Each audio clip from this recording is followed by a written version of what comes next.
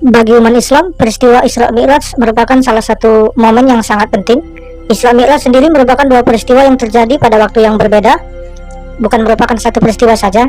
Jadi peristiwa Isra Mi'raj ini sangat penting karena berkaitan dengan ibadah utama bagi umat muslim, yakni salat 5 waktu. Isra sendiri merupakan peristiwa perjalanan yang dilakukan oleh Nabi Muhammad SAW dari Masjidil Haram menuju Masjidil Aqsa. Pada saat itu Nabi Muhammad SAW mengendarai burak. Sementara Mi'raj merupakan peristiwa perjalanan Nabi Muhammad SAW dari bumi menuju langit ketujuh dan dilanjutkan ke Sidratul Muntaha bertemu dengan Allah Subhanahu wa Ta'ala untuk menerima perintah langsung. Para muslim sering sekali membanggakan kisah ini dan merasa yakin sekali bahwa peristiwa ini benar-benar terjadi, dan dalam konteks iman mereka tentu saja itu sah-sah saja. Namun, apakah bisa dipastikan bahwa peristiwa itu benar-benar terjadi berdasarkan bukti sejarah dan tidak ada kejanggalan?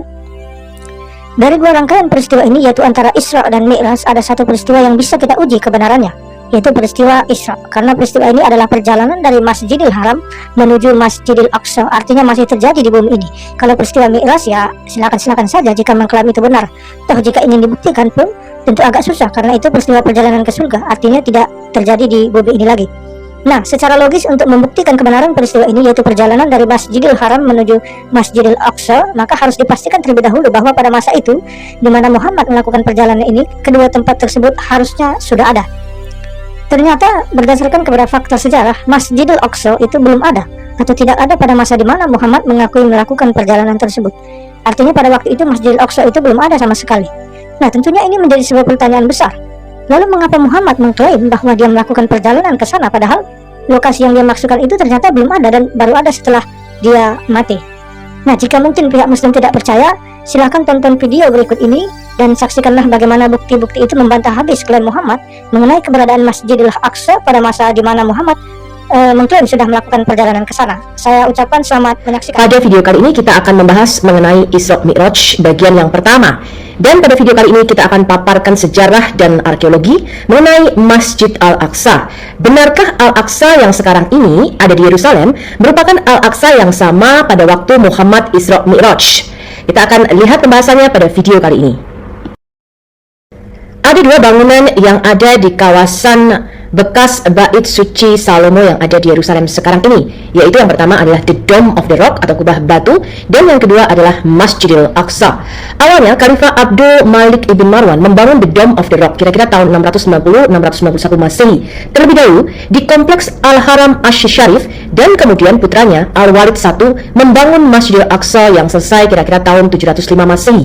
The Dome of the Rock atau Kubat Al-Sakah alias kubah sakah atau kubah batu bukanlah sebuah masjid, tetapi monumen yang dikatakan terdapat batu tempat Muhammad berpijak. Abdul Malik bin Marwan membangun The Dome of the Rock di bekas skul Romawi Jupiter Capitolinus.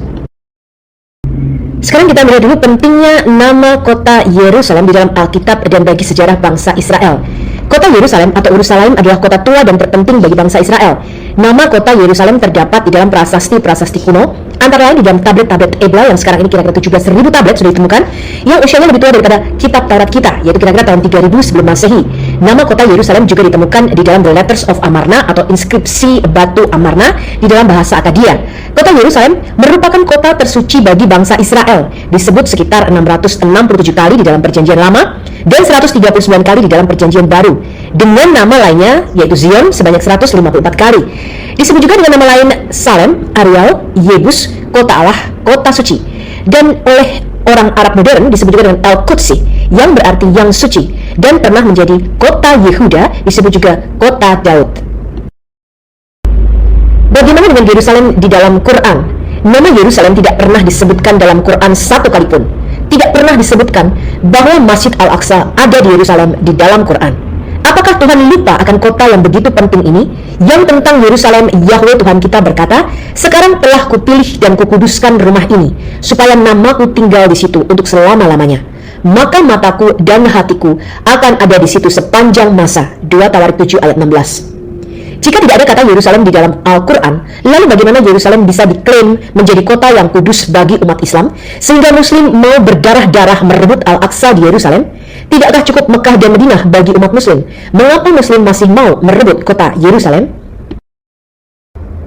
Yang menarik dari kisah Isra Mi'raj adalah bahwa Al-Quran berbicara tentang sebuah tempat bernama Al-Aqsa sebagai sebuah masjid hampir 100 tahun sebelum Masjidil Aqsa yang sekarang ini dibangun ada di Yerusalem. Hal ini menyebabkan beberapa masalah dan banyak diskusi karena Quran dan literatur Islam awal lainnya tampaknya menganggap bahwa Al-Aqsa sebagai masjid telah ada selama masa hidup Muhammad. Jadi sepertinya ada dua tempat berbeda yang dikenal sebagai Al-Aqsa. Sekarang kita lihat pendapat ahli sejarah Timur Tengah dan Arab, dosen Bar Ilan University Israel, Dr. Mordecai Kedar. Apa pendapatnya?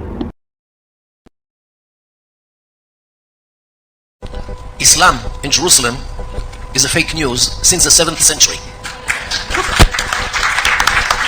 The whole idea of Jerusalem as a holy city for Islam was invented by the Umayyads, who controlled the Islamic world between 661 CE and 750, means like 90 years, and they sanctified Jerusalem as an alternative place for pilgrimage, for Hajj, instead of Mecca, because of a rebellion which erupted in Mecca in the year of 682.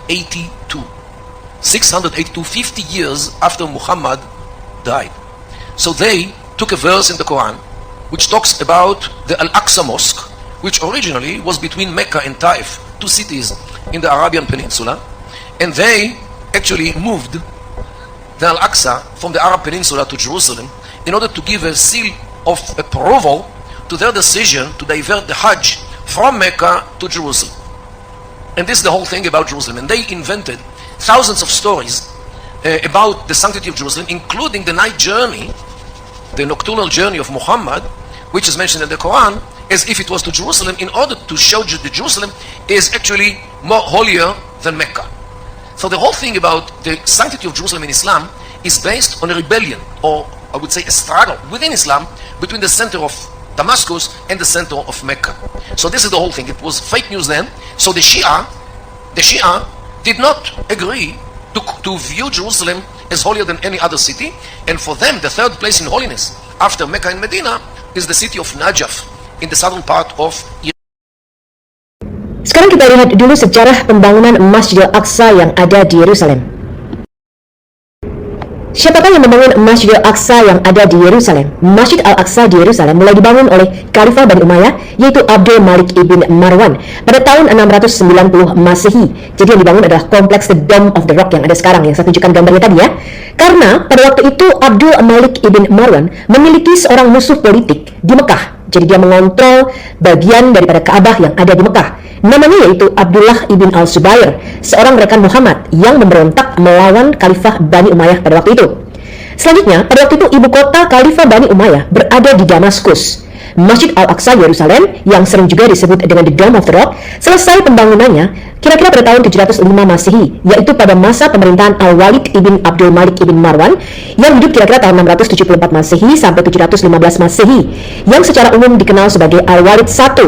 Dia adalah Khalifah Bani Umayyah ke-6 yang memerintah dari Oktober tahun 705 Masehi sampai pada kematiannya. Jadi ingat ya, bahwa Masjidil Aqsa yang sekarang ini ada di Yerusalem dibangun sekitar hampir 100 tahun setelah peristiwa Isra Mi'raj terjadi. Tapi Quran dengan jelas memberitahu kita bahwa Muhammad melakukan perjalanan malam ke tempat yang dikenal sebagai Al-Aqsa, yang berarti terjauh atau the farthest mosque.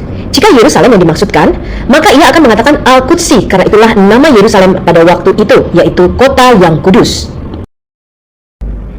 Jadi pada waktu Muhammad menurut Islam melakukan Isra Mi'raj, Masjid Al-Aqsa di Yerusalem tidak ada. Pada waktu itu belum ada masjid satupun di Yerusalem, dan Islam belum menaklukkan Yerusalem. Umar ibn Al-Khattab menurut riwayat baru masuk Yerusalem kira-kira tahun 638 Masehi, yaitu 6 tahun setelah Muhammad mati.